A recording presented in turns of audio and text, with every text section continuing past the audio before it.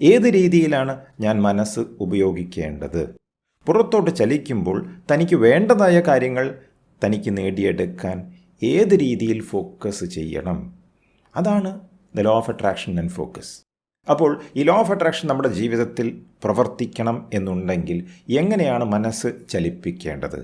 3 കാര്യങ്ങൾ പറയാം. ഒന്ന്, your focus must be desire based. ആഗ്രഹം ഉള്ള കാര്യങ്ങളിലേക്കായിരിക്കണം നിങ്ങൾ മനസ്സ് കൊണ്ടുപോകേണ്ടത്. ആഗ്രഹം ഇല്ലാത്ത കാര്യങ്ങളിലേക്ക് ആകാൻ പാടില്ല എന്നർത്ഥം. 2, your desire must benefit the other. മറ്റുള്ളവർക്കും ഗുണപ്രദമാകുന്ന രീതിയിലായിരിക്കണം നിങ്ങൾ മനസ്സ് ഉപയോഗിക്കേണ്ടത്. നിങ്ങളുടെ സ്വാർത്ഥ താല്പര്യങ്ങൾക്ക് വേണ്ടി ലോ ഓഫ് അട്രാക്ഷൻ ഉപയോഗിച്ച് തുടങ്ങിയാൽ ചിലപ്പോൾ നടക്കുമായിരിക്കും, പക്ഷേ സ്ഥായിയായ പെർമനൻ്റ് ആയിട്ടുള്ള റിസൾട്ട്സ് നിങ്ങൾക്കുണ്ടാവുകയില്ല.